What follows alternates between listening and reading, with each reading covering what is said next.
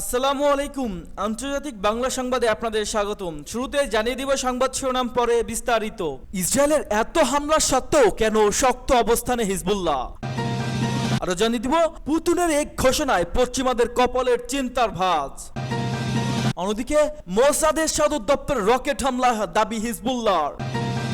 এবং লেবাননে স্থল আক্রমণের জন্য প্রস্তুত হচ্ছে ইসরায়েলি বাহিনী। এবং সবশেষ জানিয়ে দিব পাকিস্তানের দুই গোষ্ঠীর সংঘর্ষে নিহত 20।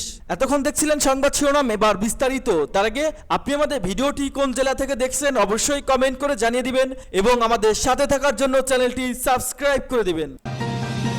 ইসরায়েলের এত হামলা সত্ত্বেও কেন শক্ত অবস্থানে হিজবুল্লাহ? নমনীয় কাঠামোর চেইন অফ কমান্ড, বিস্তৃত সুড়ঙ্গ নেটওয়ার্ক ও গত এক বছরের ক্ষেপণাস্ত্র ও অস্ত্রের বিশাল অস্ত্রঘাট গড়ে তোলার কারণে হিজবুল্লাহর ইসরায়েলি হামলা সামলে উঠতে পারছে। 25 সেপ্টেম্বর হিজবুল্লাহর কমান্ডার সম্পর্কে অবগত তিনি। সূত্রের বরাতে রয়টার্স এ তথ্য জানিয়েছে। গত সপ্তাহে ইসরায়েলি হামলায় হিজবুল্লাহর জ্যেষ্ঠ কমান্ডার টার্গেট করা হয়েছে এবং পেজার এবং ওয়াকিটকিতে বিস্ফোরণে অনেক প্রাণ হারিয়েছে। গত শুক্রবার ইসরায়েলি হামলায় হিজবুল্লাহর অভিজাত রাদওয়ান বাহিনীর প্রতিষ্ঠাতা ও নেতৃত্ব দেয়া ইব্রাহিম আকিল নিহত হন। সোমবার বৈরুতে হামলায় 560 জনেরও বেশি মানুষ মারা যায়। নিহতদের মধ্যে 50 জন শিশুও ছিল বলে জানিয়েছে দেশটির স্বাস্থ্য মন্ত্রণালয়। রোববার ইসরায়েলের সামরিক বাহিনীর প্রধান হার্জি হালেভি দাবি করেছেন আকিলের মৃত্যু হিজবুল্লাহকে নাড়া দিয়েছে। তারা দাবি হিজবুল্লাহর হাজার হাজার রকেট ও শেল ধ্বংস হয়েছে। তবে হিজবুল্লাহর কমান্ডের সঙ্গে পরিচিত দুটি সূত্র জানিয়েছে যে গোষ্ঠীটি দ্রুতই হামলায় নিহত আকিল এবং অন্যান্য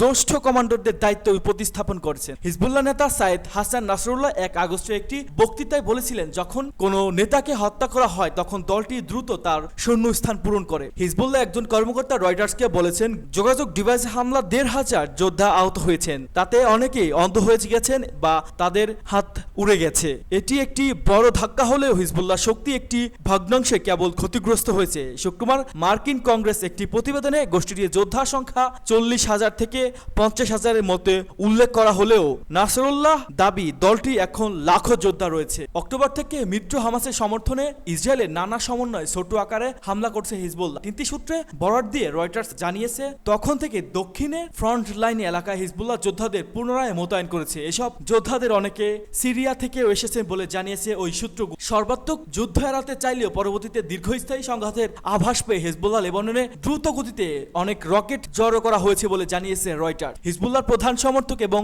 অস্ত্র সরবরাহকারী ইরান মধ্যপ্রাচ্যে বিভিন্ন দেশে ইরানের মিত্র বাহিনীগুলোর মাধ্যমে সবচেয়ে শক্তিশালী দল এই হিজবুল্লাহ। তাদের অনেক অস্ত্র ইরানি, রাশিয়া বা চীনের মডেল। মার্কিন কংগ্রেস এক প্রতিবেদনে অনুসারে হিজবুল্লাহের অস্ত্রাগারে প্রায় 1.5 লাখ রকেট রয়েছে। সবচেয়ে শক্তিশালী এবং দূরপাল্লা ব্যালিস্টিক মিসাইলগুলো মাটির নিচেই রাখা হয়েছে বলে ধারণা করা হচ্ছে, সূত্র ডয়েস বেলে।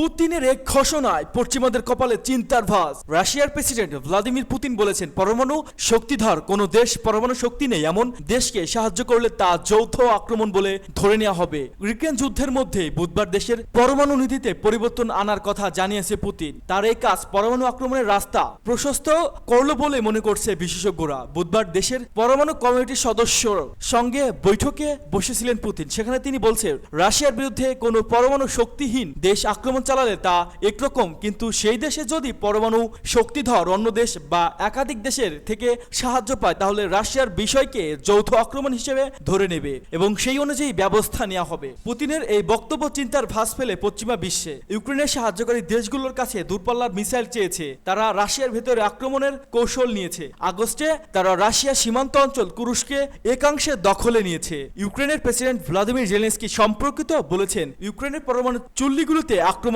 চক কষেছে রাশিয়া, যেভাবে হোক তারা রুখে দেওয়ার প্রয়োজন। এদিকে পুতিন জানিয়েছে, 1999 সালে বেলারুশের সঙ্গে রাশিয়ার বিশেষ চুক্তি হয়েছিল।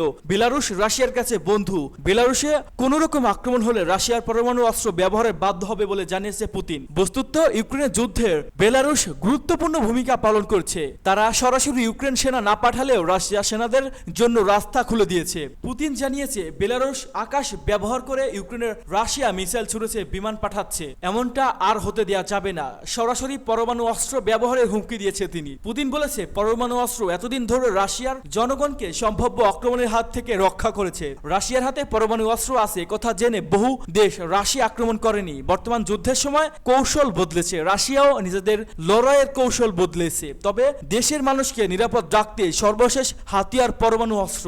আর কোনো উপায় না থাকলে রাশিয়া ওই অস্ত্র ব্যবহার করতে বাধ্য হবে। একথা বলায় সময় পুতিন জানায় দীর্ঘদিন ধরে বিশ্বস্ত বজায় রাখতে বিশেষ ভূমিকা নিয়েছে রাশিয়া, তবে রাশিয়ার উপর আক্রমণ হলে তার জবাব দেওয়া হবে।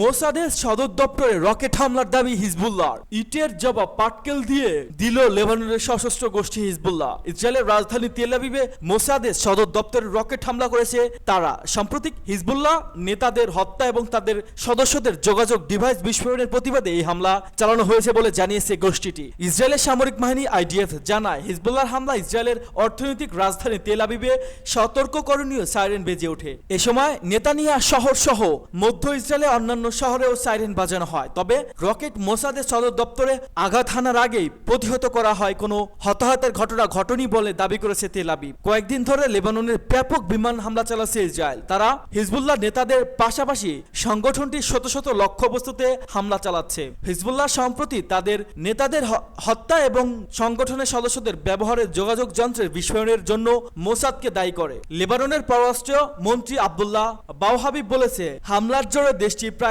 5 লাখ মানুষ বাস্তুচ্যুত হয়েছে। ইসরায়েলি হামলার মুখে লেবাননের দক্ষিণাঞ্চল থেকে বাস্তুচ্যুত হওয়া হাজারো মানুষ রাজধানী বৈরুতে স্কুল সহ বিভিন্ন ভবনে আশ্রয় নিচ্ছে।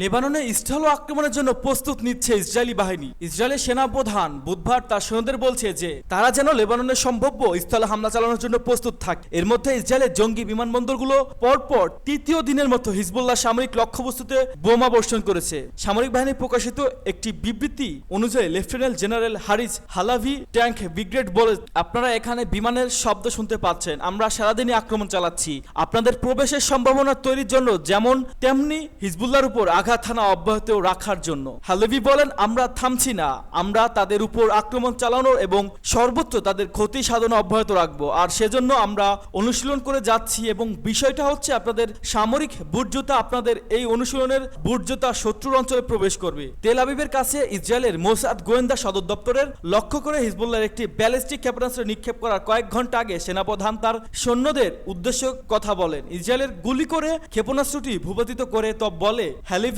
সতর্ক করে দেন, আজ হিজবুল্লাহ তাদের গুলি করার পরিধি বাড়িয়েছে এবং আজই আরব পরে তারা কড়া জবাব পাবে, আপনারা তৈরি থাকুন। ইসরায়েল আরো বলেছেন সমর্থিত হিজবুল্লাহ সদস্যদের বিরুদ্ধে লড়াইয়ে তারা তাদের অর্জিত রিজার্ভ বাহিনীকে সক্রিয় করেছে। লেবাননের স্বাস্থ্য কর্মকর্তা বলছে ইসরায়েলি আঘাতে বুধবার 50 জন নিহত হয়েছেন, ফলে 3 দিনে মৃত্যুর সংখ্যা দাঁড়িয়েছে 615 জন এবং আহত হয়েছেন 2000-এর বেশি মানুষ। ইসরায়েলি সতর্ক বার্তা সত্ত্বেও ওয়াশিংটনে কর্মকর্তারা বলছে এখনো সময় আছে উত্তেজনা না কমিয়ে আনার এবং কূটনৈতিক ব্যবস্থা নেওয়ার। পেন্টাগনের উপপ্রেস সেক্রেটারি সাবরিনা সিংকে যখন হিজবুল্লাহর বিরুদ্ধে ইসরায়েলি বড় রকমের স্থল আক্রমণের বিষয়ে জানতে চাওয়া হয় তখন তিনি বলেন, মনে হচ্ছে না শীঘ্রই কিছু ঘটবে। বুধবার সংবাদদাতাদের সিং বলেন, উত্তরাঞ্চলের সীমান্তে আমরা যা দেখেছি তা হলো পাল্টাপাল্টি উত্তেজনা বৃদ্ধি, ইসরায়েল ও লেবাননের হিজবুল্লাহর মধ্যে আক্রমণ ও পাল্টা আক্রমণ। আমরা এখন মনে করি যে কূটনৈতিক জায়গা ও সময় দুটি আছে।